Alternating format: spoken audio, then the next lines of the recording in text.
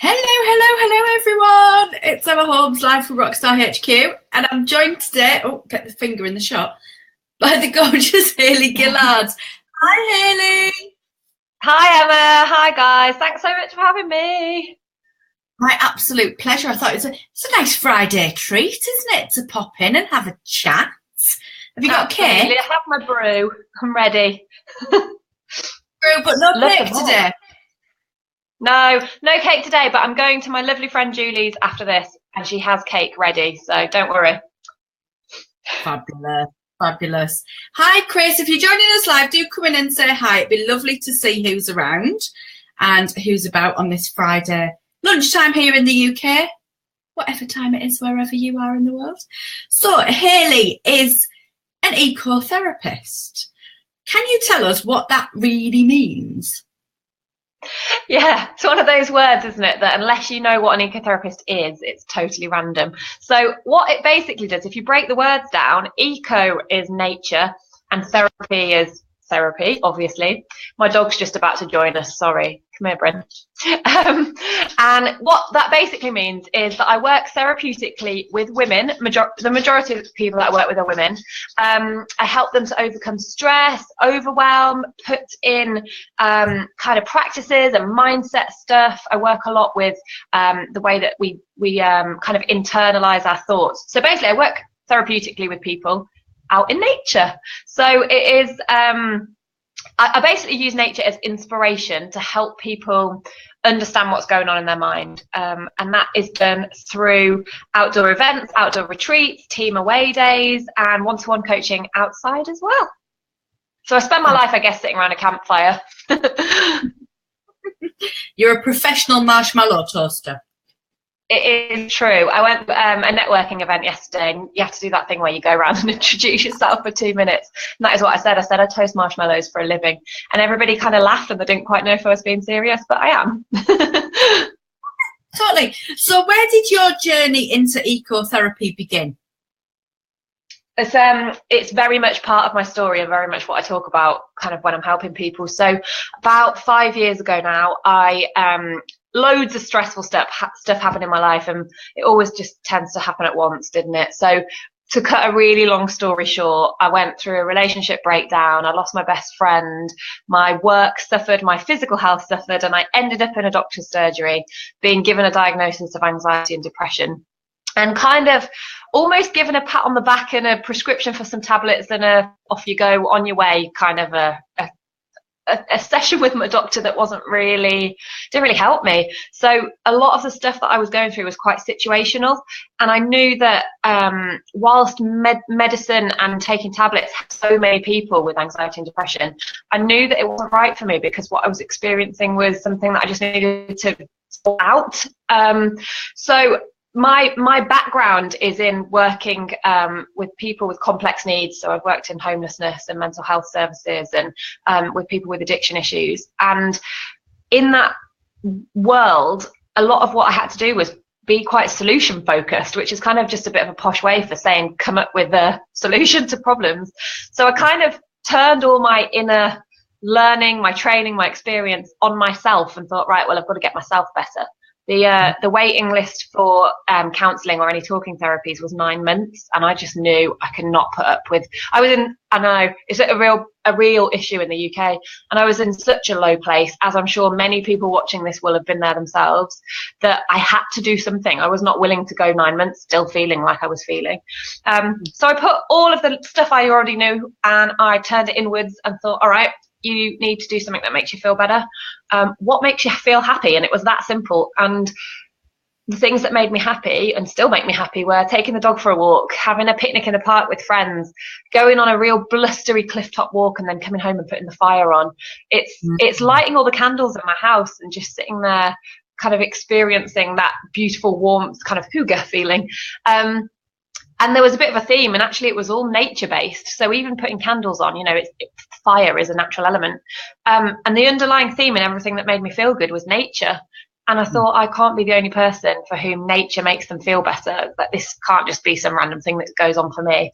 And amazingly found that there's a whole world of medicine called eco-psychology.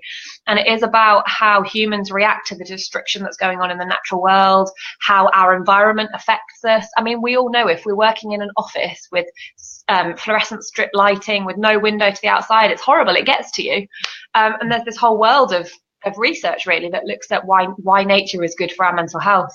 And so basically did a load of training, did a load of reading, did a load of research, and trained then as an ecotherapist. That is my story. Yes. And I know that you had, this is going to sound really wrong, therapeutic tendencies prior to that. You're an aromatherapist as well, aren't you? And are you a masseuse? Yes. Yeah, so when I first left school, I'm 31 now, so however long ago that was, when I was 16, I left school, and I always knew that I wanted to help people. I just didn't quite know how and what kind of output that would look like. So yeah, I trained in holistic therapy. So I did aromatherapy, reflexology, Indian head massage. I can go on and on and on. And that then turned into animal assisted therapy. So I've got a dog. I did my counselling skills diploma.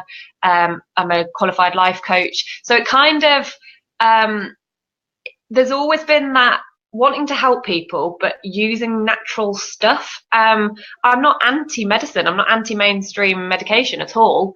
I believe if you're going through something, whether that's stress or whether that's a diagnosed mental health problem, why wouldn't you throw everything you've got at trying to feel better? Yes. And for me, the free stuff, lighting a candle, putting the log burner on, having an aromatherapy oil bath, is do that as well. And I think there's massive power in feeling empowered and feeling like you're doing as much as you possibly can to make yourself feel better. So yeah, that I guess is the underlying thing of my work. It's not about me teaching you, it's about me empowering you to teach yourself, because we all know we're better ultimately. We might just need to be asked a question. Yeah, absolutely. Maureen says she totally loves the term ecotherapy. It makes her feel warm. Yay! So it's a weird one, isn't it? Say that again. Even just the term has that kind of element of well-being about it, hasn't it? It does, yeah, it does. I think I fight it. So in the medical world, whilst it is recognised, it is seen as a little bit hippie-ish, and I am a little bit hippie-ish. I will definitely hold my hand up to that. But then equally in the world of counselling and psychotherapy, it's seen as this kind of, ooh, that sounds really good. You're outside for a living. And it's kind of like, well, yeah, if you think about having a counselling session and you're in four walls with no posters or pictures, or God, it's horrible. You don't get the best out of somebody, do you? You know, the same as in an interview. You should definitely walk and talk in your interviews. So when you first started to bring together ecotherapy, you did it as a self-healing mechanism. When did you think, actually, I want to share this with the world? In the doctor's surgery. So I've always worked in the third sector, and I've always worked with people who have quite complex needs. And the thing that kept coming up for me was, we're really restricted. The third sector is really restricted. Well, and the NHS to some extent, by funding, by external pressures. There are so many people in the world that want to do good, and they can't because there's not enough money. So I remember my doctor saying, all right, well, if you don't want to take the tablets, what do you actually need? And what I really needed was to go on a retreat. I needed somebody to take me out, to take me to the woods, and to just look after me for probably 2 weeks. I needed somebody to make my food so I didn't have to think about what I was eating. I needed somebody to tell me to go and have a bath. I needed someone to just make me a cup of tea and make me drink it and just stop and chill out. And she said, well, I'm really sorry that's not available on the NHS. I was like, wow, no shit. But ultimately, my degree is in business studies. So I've always had this drive to want to be an entrepreneur. So I think even doing holistic therapy, I set up as a mobile therapist. You know, even I've always done, when I was at school, I wanted to set up a veterinary surgery. I've always just had that entrepreneurial thing in me. You know, I was the one at school who used to bring in the bracelets they'd made at home and sell them to their friends.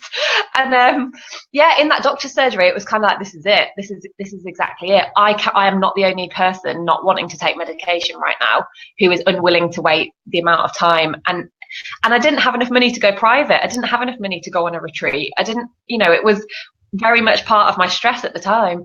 And I think what I recognized was, if I can provide this service for people for free, that retreat that I so craved, if I could provide that for free, how am I going to turn that into a business that can pay me?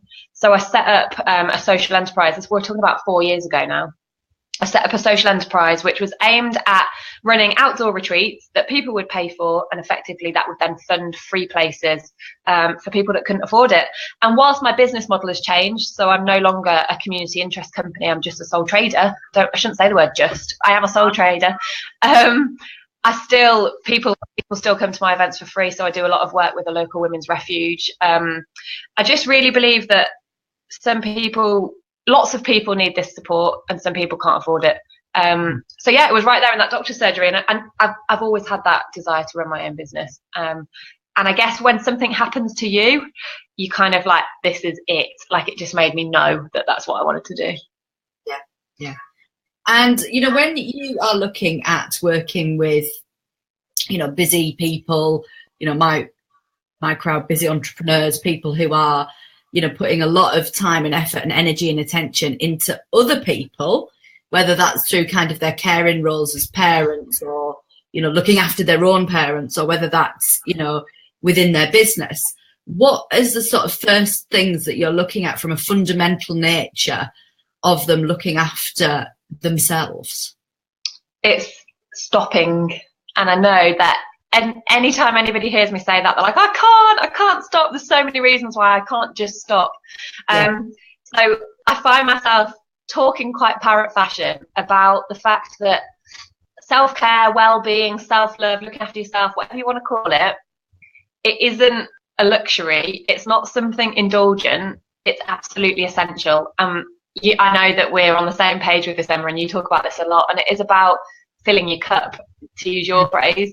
And it is that sort of, the first thing that I ever talk to people about is, you will burn out and become overwhelmed unless you look after yourself. So therefore, it isn't selfish. It's absolutely essential to look after yourself.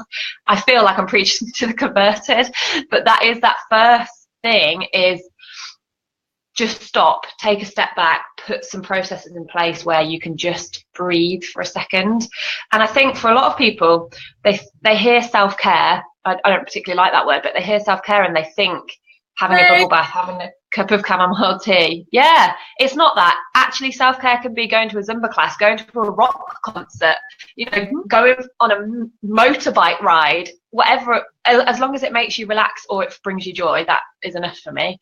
And that is the thread that I try to then bring into my events. So lots of other things happen as a result of that. Lots of mindset stuff goes on for people around this. A lot of kind of, do I deserve to, look after myself, or they feel guilty? And that requires a little bit more work.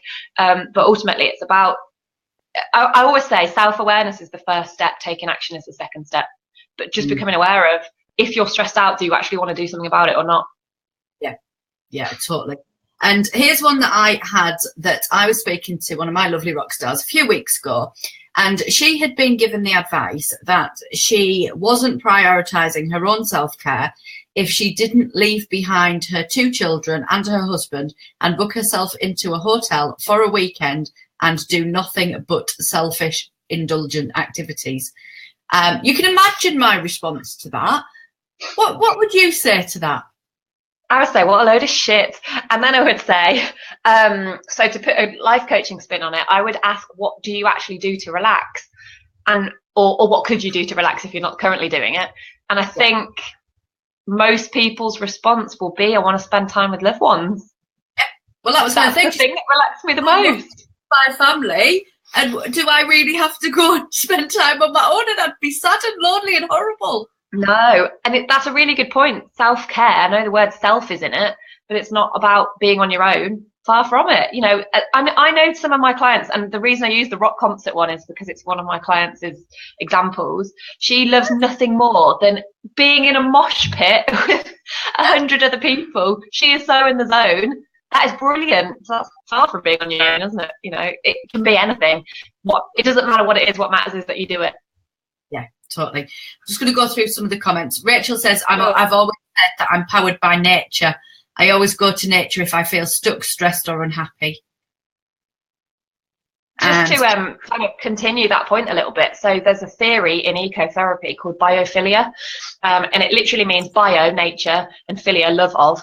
And it is that we are nature. So we as human beings, we're animals. We're part of the natural world.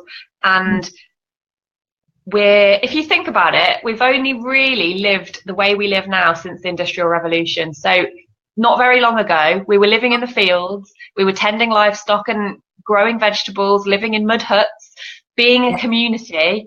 It's only really been a few hundred years since we've lived in skyscrapers and surrounded by tarmac and advertising and electricity. And we are nature at the end of the day. And I think it's dangerous. It's really difficult, this kind of inner city living. There's a serious social problem about those people don't have access to green spaces, because it's really easy for us to say, go and spend a day in the park. Well, what if you live in a place where there isn't a park right next to you, or it's dangerous to go to the park? Or at the end of the day, we're nature, so she's spot on. Absolutely. And I think, you know, what you said there, it's really, really interesting, because we've got a local visitor attraction called Beamish, and that takes you back to kind of the 20s onwards. And there's trams and there's charabanc buses, and there's that community feel to the housing. And even going back literally 80 years, the way of living was very different. Everybody had allotments on their front. Everybody was making stuff from scratch. Yeah. Everybody was part of a community. There was so much more. Stop working. There was so much more going on than, you know, we have now, because we do become quite insular, I think, don't we? Yeah. And I think that's how the world's set up now, isn't it? And I'm very pro social media. Most of my business is done on social media, but we're kind of we're on our phones and we're on our computers. I'm going to keep talking because I know you guys are still there. We're spending our life stuck to screens, and you know we live this real fast. This is another theory in ecotherapy. So we live a life where it's so fast paced. The world has gone to extreme speed, and our brains haven't caught up.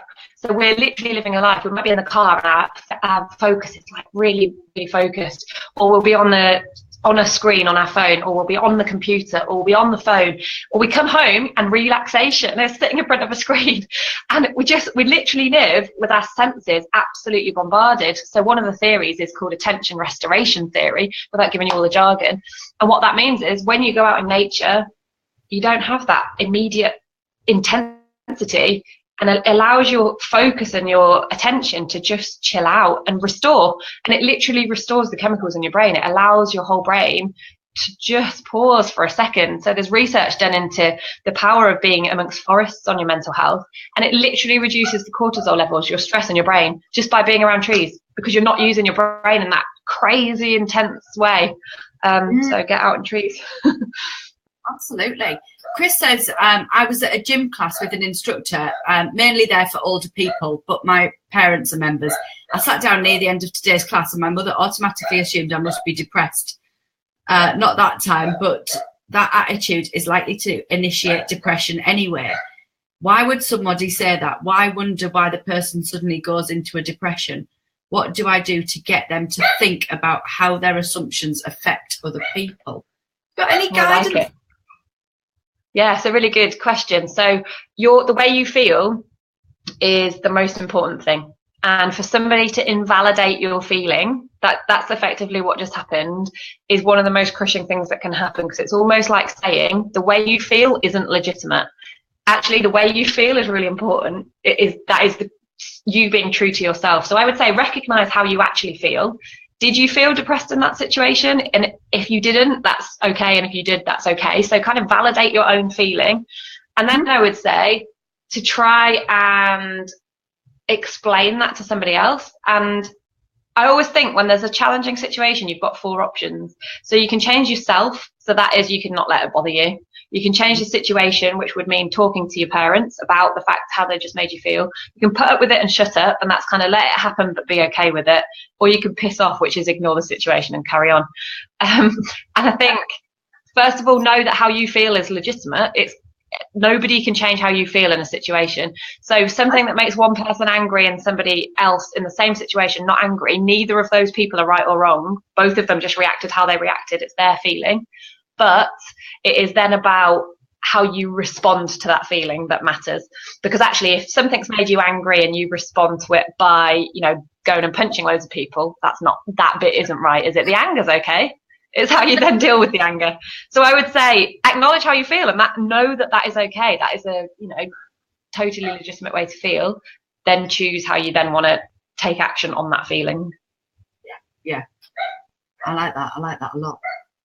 So if I am the sort of person then who has kind of, and I think this is easy to do, particularly as an entrepreneur, to get stuck in the rut of being inside. And I spoke to a lady just this week who hadn't been out of her house for 2 days. Hadn't left her house at all in 2 days. It's easy to do, isn't it? Yeah. How would you say to get started then on, bringing a little bit of nature into your life? The first thing I would say is take the pressure off needing to do it. So don't do it because you have to, do it because you want to. Loads of people say, do your events still go on in the rain? And I'm like, yeah. But if you don't want to go out in the rain, don't go out in the rain. You'll just feel worse. So getting started, I would say the first thing is to bring nature inside. So having a candle, fire is a pure element. You can't get any more natural than fire. Lighting a candle on your desk, perhaps. You can't really see it here, but down there I've got a great big cactus, bringing houseplants in, lighting aromatherapy oils, having images of nature. So there was actually a study done, and it was done in a psychiatric ward, and there were pictures, as in just photos on the wall, pictures of nature in one ward, and in the other ward there was just kind of abstract images. And the people who had images of nature around them were much calmer after about a month, I think it was, than the people that didn't have that view. Move your desk to somewhere where you can see outside. Change your background on your phone or on your computer to something natural. Listen to nature sounds. There's loads of things you can do just inside. And then I would say to take that one step further is spend time looking in the garden or looking outside. If I know most of your crowd won't, but I often say when I'm working with corporate organizations is spending time just looking outside. Even if you work in the center of, I don't know, I live in Leeds. So if you work in the center of Leeds and all you get out of your office is just the rest of Leeds city centre, look up, look at the sky. Notice, I think there's a mindfulness element in this. So notice the clouds, notice what colour the sky is. And is it grey or is it loads of different shades of grey? Just spending time using your senses, again, reduces that cortisol levels in your brain and trains you up to be resilient against stress. Have a cup of tea on your front doorstep and take the kids, walk the kids to school instead of going in the car. There's lots of things that you can do without needing to go hiking for 8 hours. I always think I try and eat outside quite a lot. So I think a lot of people this time of year, it's easy in the summer, isn't it? Because we can have barbecues and the weather's nice. This time of year, so I've got friends coming over for bonfire night, actually, and we're going to do jacket potatoes on the fire outside. And I do not have a big garden. It's just a little courtyard thing. But it's, why not? Why not be outside? Sit in bed and look at the stars. You don't have to be outside in the snow if you don't want to be. There's loads of research into being inside and just looking outside. Mm-hmm. Mm-hmm. And that is a start, just actually giving yourself that pause and that breath, and that not the constantness. It's really important. Yeah, absolutely. And I think it's really important to not let this be another stress. It's really easy to be, especially with things like alcohol, diet, nutrition, and to add this to it, it's really easy to beat yourself up about the fact, I haven't been outside for 2 days. Well, okay. So you can be really stressed about that, or you can do something about it. Yeah. But don't let it be another stress. If you don't want to go outside, don't. Yeah. And don't feel guilty about it, and just let it go. Just absolutely let it do it because you want to rather than you have to. Yeah, absolutely. Let's have a look. What else have we got there? Anna says, I can relate to staying in for 2 days, but I have a lot of pets and take a lot of comfort from them. Plus my desk is by the window. Going for a good walk. That is a brilliant one. Yeah, pets, perfect. So again, really good from a mindfulness perspective, but as an animal assisted therapist, having a pet is one of the best things that you can do for stress reduction. And if any of you have got particularly dogs or cats, small sort of guinea pigs and stuff as well, just stroking a pet, how therapeutic is that? Amazing. If you've got fish, say it again, Emma. My dog is also quite stressful at the same time. Yeah, that's true. But even fish as well, sitting and watching tropical fish is really, really a good way to be in the zone. Absolutely. That's nature, isn't it? Yeah, totally. So tell us a little bit about what happens on your day retreats. What goes, well, I know, but tell everyone else. Magic is magic. So yes. Physically what happens is we meet in the woods. I use private woodland, and we set up a campfire and we sit around the campfire and we do things like meditation and toasting marshmallows and barefoot walking and campfire cooking and all sorts of amazing natural art and craft and bushcraft as well. But that's the activities. What actually happens is this amazing feeling of community. So the people who generally come on my events are in need of relaxation, totally stressed out, or wanting to reconnect with themselves or with other women. And it's really difficult to talk about because it's that underlying connection that happens that actually makes the event special. So you're physically going to relax because you're out in nature and all the different theories I've talked about. What happens is you realise you're not on your own. You realise there's other people who feel stressed out, and that takes the pressure off. Somebody will give you a knowing smile or a little pat on the back, or you will share food. There's a lot of sharing food communally is really empowering. As women, we've lost that connection. So women have met for centuries in circles around the world to talk and to sit and to craft and to look after children and to cook together, and we've stopped doing that in this world. So I really think it's instinctual. I think it's primal, getting a group of women together. There's just some amazing connection that happens, and it's really difficult to talk about it, and it's why I call it magic, because you can't really put a finger on it. There's just that shared community that you don't get when it's a mixed gender group. It is, I don't know, somebody will laugh and it will set the whole group off, or people will give their last toasted marshmallow or there's just something really special, especially when the wind's in the trees and the campfire's crackling and it's everybody's quite calm. It's just pretty magical. And I think when I do quite a lot of, obviously I bring the therapeutic element into it, so I do a lot of sharing really, and ask people to share how they're feeling right now. And I might do something like go and get an item of nature that you can find on the floor and bring it back to the circle and explain how it represents how you feel, for example. And that often creates this kind of vulnerability and that acceptance of vulnerability. So the women there are all really support each other, and we all go through the same stuff in our life, just all at different times. So it's really nice to know that it's almost like a sisterhood. I think that's probably a word. Yeah. Even if you've only met them at 9 o'clock that morning. Absolutely. And it's amazing how quickly those bonds come together. And I know the last time we ran an event together, there was people there that had been absolutely petrified of attending and really worried about meeting the other people. And really within 20 minutes, there's this quick vibe going on, isn't there? Yeah.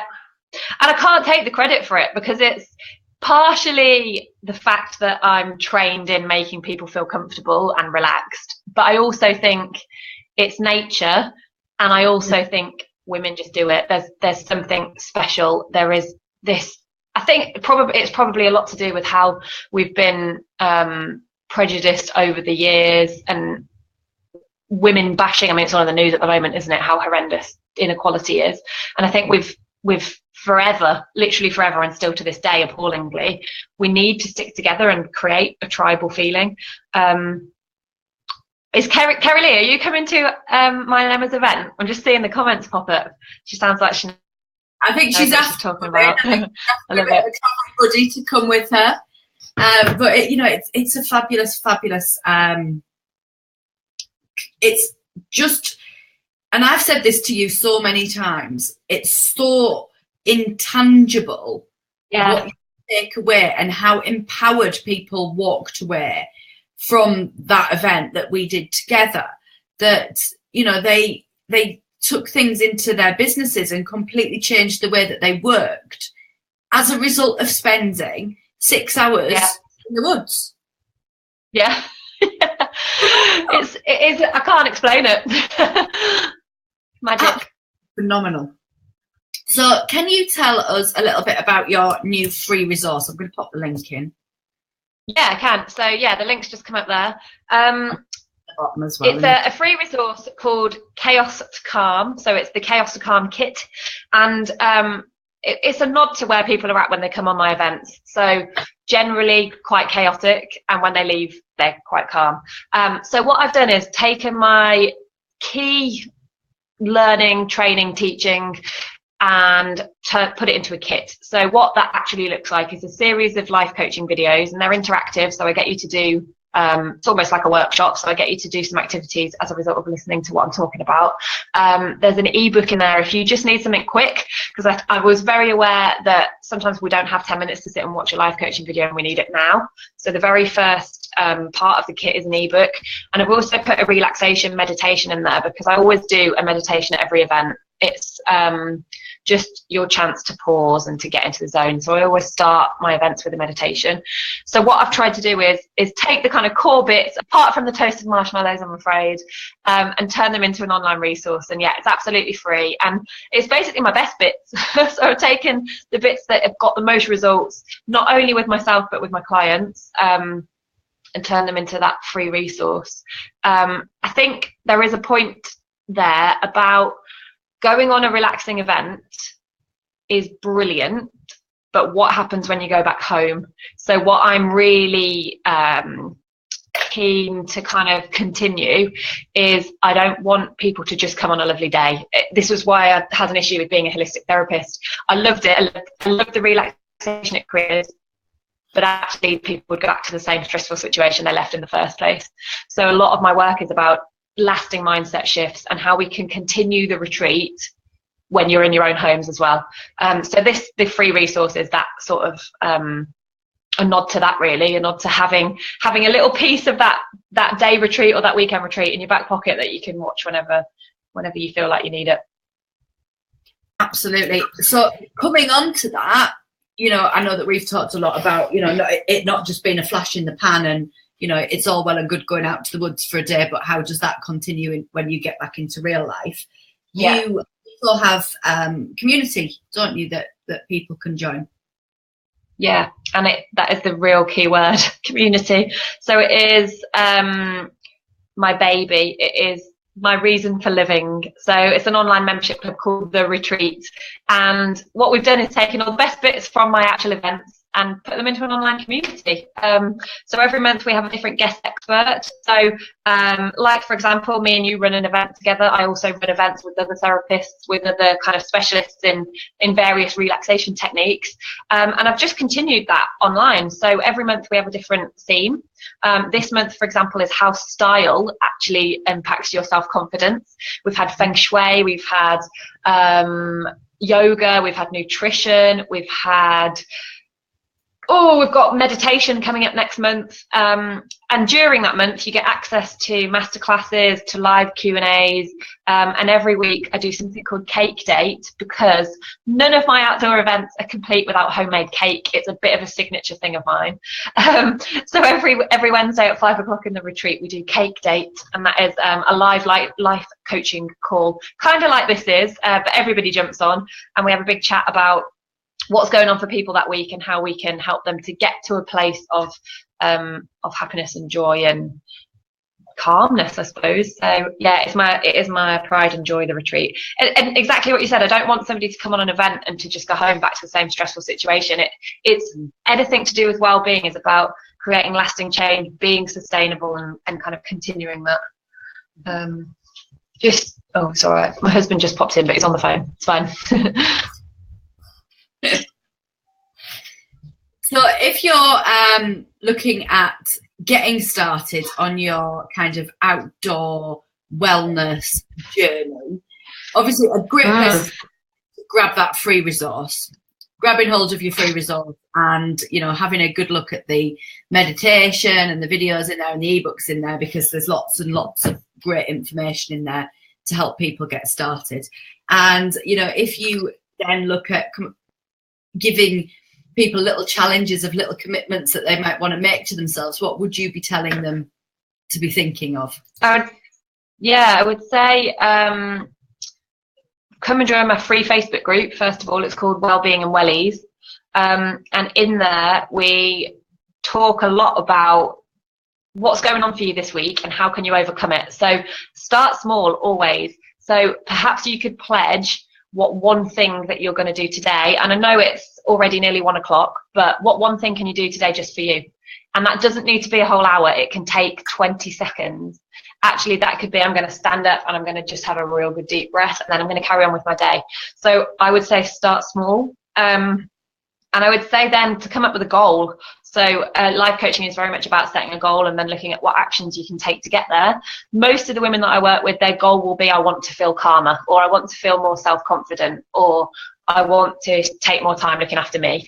And then we break it down, and I'm more than happy if anybody wants to send me a message to help you do that. But ultimately, get a community around you. I think the key thing on my events and in my membership club and in your world as well, Emma, I mean, you've created a community as well. It is about having people that are in it with you, because none of us we're not on our own. Nobody's experiencing something that isn't, you know, it's independent to them, but it's not unusual. Say that again, sorry. We're not an island, and we need that support. No. And I think equally we'll be surprised how, you know, I think that we often get into this place of going, you know, this is happening to me, and but actually I remember doing a whiteboard full of self-talk at one of my events, and I think you'll remember this, of all of the things that everybody was telling themselves. Yeah. Everybody sat around the table and went, we're all doing exactly the same thing. And it was a huge epiphany that everybody had that kind of very similar self-talk underlying what was going on for them. And I think that that's what you're saying there, is that actually what you're going through, without diminishing it or playing it down or anything like that, other people will get it. Yeah, absolutely. I think a big thing in terms of barriers and kind of hurdles to this whole, you know, looking after myself thing is there's kind of a few things that often come up. It's I feel guilty if I start looking after myself. It's I don't have time, and it's I don't deserve to be looked after. Very occasionally I get a this doesn't work. In response to that, what I often say is you have to make time, because if you don't, you won't be the best mum you want to be. You won't be the best business owner you want to be. You won't be the best, all those other roles that we have. You have to make time. Somebody just flashed up a comment then that said me time, the big thing. Yeah. Well, don't let it be a big thing. Let it be a tiny thing. Let it be something that you do cumulatively every day. And actually that's more sustainable than having a big spa weekend at the end of the year. Actually, it's more sustainable to sit and have a 5-minute cup of tea. It doesn't need to be a big thing at all. I often say about business growth, it's small steps consistently taken. It's not a one-hand gesture. And I think that's exactly when it comes to yourself. You know, the one-day spa day is a little bit like, you know, just taking yourself out of reality, but you've still got to come back. Of course you have. And that's the key thing. And that's why the retreat, my online membership club, exists, because yes, it's a brilliant day out in the woods, but it's the same as going to the spa and relaxing. Don't do it and then go back to the same stressful situation. Empower yourself to make a lasting change. For the people that say I feel guilty about looking after myself or self-care, I always turn that around to turning it into something fun instead, or doing it with the kids, or doing it as a reward. So you can do it as, okay, I'm going to do the housework for an hour and then I'm going to sit and have tea and cake. So almost just change the bar a little bit. The people who feel that they don't deserve to look after themselves requires a little bit more work because it's more fundamental mindset stuff there. So that requires more kind of one-to-one work, really. And for the people that say this doesn't work, this self-care lark, I'd say, well, whatever makes you happy is self-care. So actually, if that's going to your rock concert, you don't have to call it self-care or well-being. It doesn't matter. It's the same thing. It's releasing those feel-good endorphins. Yeah. So I think that the big one for me was I was watching a clip of Oprah, and they were talking about the Course of Miracles. And the phrase that was there was that if you, it was something along the lines of, if you continue to give from an empty vessel, then you make the other person a thief. Yeah. Because one, you can't give the energy that you don't have, but two, if you are so depleted and your cup is so dry that you try and give that on to somebody else, you're actually energetically making them a thief of your energy. So it's even if you can't do it for you right now because you don't feel like you can do it for yourself, do it for the other people that you do prioritize in your world. Yeah, I've got a lady called Ray Farmer. She's amazing. She was one of my guest experts in the retreat a couple of months ago, and she said she's a single parent, or was at the time of the story, and it was really important to her that she had to maintain herself, her own emotional resilience, because as a single parent, if she so much just sprained her ankle, she wouldn't be able to be the mum she wanted to be to her son. And actually sounds so simple when you put it like that. It's unless you be the best parent, business owner, partner you want to be. You have to do it. Yeah. Like you say, it's an energy exchange, isn't it? I think even if you can't do it for you right now because you're not in that place to be able to say, I'm doing this for me, do it for them other reasons, and then ultimately you'll feel better about yourself, and then you'll be able to do it for you. Yeah. Chris says, my problem with the people who react to my withdrawals are because they are not consciously and spiritually awake. I think, if you're looking at withdrawing a little bit, and, probably quite a introvert kind of activity, because as an introvert, you fill your cup by being solo. That's okay. And I think it goes back to what you said before, Hayley. Either explain to people that that's how you fill your cup, either take it and not let it bother you, or what was the other one? It's change yourself. So change the way you're dealing with it. Change the situation, which would mean talking to them about it. Put up with it and shut up, or piss off is the fourth one. My favourite. Exactly. And I think it's I can't remember who said this quote, but it was, you are the sum of the 5 people you spend the most time with. So make sure those people fill you up. Make sure those people promote you, celebrate you, just give you, absolutely. Make sure the 5 people you spend the most time with are people that genuinely, I don't know, love you. Yeah, and I think that when you come to that, you also look at, right, what's coming in your sightline on social. Are there things coming in your sightline on a day-to-day basis that aren't filling you up? Yeah, to spend your whole life watching the news and looking at all the destruction in the world. Yeah. It's really important, those filters that we put out there. Can you start to shift? This is where the neuro-linguistic programming comes into it. It's why practicing gratitude works so well, is because you start filtering good stuff. You start noticing the good stuff more. If you start thinking about, I don't have time to relax, guess what? What you're telling yourself is you don't have time to relax. If you say, actually, my relaxation today is going to be 2 minutes, then guess what? You're going to find that space, aren't you? Yeah, absolutely. And even, things like there's some amazing natural world Insta accounts. Yeah. Where there are some of the most beautiful pictures that I have ever seen on Instagram. And just having that moment of, in your flick through, just being able to come across something and just think, oh, it's amazing. And like you say, looking at pictures has actually been in it sometimes. Yeah, absolutely. No, it's true. Would anybody anybody like to ask us anything? Is there anything that has come up for anybody that they would like to ask us about? I've popped a link in for the retreat, which is Hayley's online membership program. Wellbeing and Wellies, which is her little free community. It's not very little. And also a link for her free resource, the Calm to Chaos. I got that the wrong way around. That. That's usually about 20 past. Yeah, I was going to say, Emma, that says more about you, I think, than anything else. Absolutely. So would anybody like to go through anything particular? Has anybody got any particular questions that they would like to pose to Hayley? Anything that they want to talk about? Kerry Lee says that horses have helped save her too. She couldn't ride, but brushed her for hours and hours and hours. Amazing. Yeah. There's just something, it's unwritten, isn't it? That I don't know how you describe connection, and we get it with animals as well as with humans. And it is just that, just belonging, I think, isn't it? I don't even know what the words are to describe that feeling, but if you've got a pet, or if if you're a human being, there's that thing that happens when you connect with someone that you can't even explain, but you're just in the zone, in flow, I think.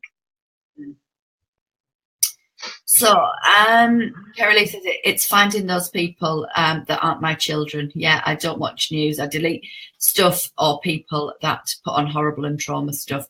I just like to have beautiful pictures and stories of success. Where is it? If you're asking about our event, where is it? It's just outside of Leeds, isn't it? Yeah, so it's I live in a little town called Otley, which is about 10 miles north of Leeds. Really easy access from places like York and Harrogate, just down the A1 really. It's 50 acres of private woodland. There is deer there. I see a deer every single time I go and set up. There's pheasants, there's partridges. It's a really beautiful woodland. We're on the sort of south border of the Yorkshire Dales National Park, so really easy to get to from Leeds if you get in the train. And yeah, about 10 minutes from the A1 as well. Yeah. I come in from the north. Down the A1. Yeah. And it's an absolutely lovely, lovely little spot. And yeah, it's beautiful. The transformation and changes that happened that day that we did earlier in the year were amazing. And, we will continue to do those things. Yeah, absolutely. For the people who are thinking practically, which is where am I going to go for a wee? The woods that I use I get asked this every time. It's got a composting toilet block, and there is a shelter, like a 3-sided shed, basically, which is big enough to fit 20 people in. So if you hate the weather, you can still come. It's fine. It's I very much am about, it's bushcraft, not survival. So it's about learning to be in your environment in a way that's good for your well-being, not surviving in all elements. So, I'm very aware people don't want to sit out in the rain. She says what did you say? You say a composting toilet, which makes it sound really, really outdoorsy. No, it's a normal loo. The proper loo that you sit on and you use toilet paper on. Yeah, you just put sawdust down instead of flushing it. See, it just goes into like a big pit underneath. You can't see it. It's fine. Yeah, it's a normal toilet block with locking doors. Yeah, and it's just beautiful. Anna says the bond between people and animals is pure acceptance, which is right, isn't it? That's a good way to describe it. Yeah, that's nice. There's no, kind of vibrational undertones or meanings behind things. Yeah. And I think animals are totally non-judgmental, aren't they? You don't have to be anybody other than yourself with your pet. Yeah, that's what I love. And how brilliant are animals when you're just crying and crying and crying. They're just there next to you. I just love it. Yeah, absolutely.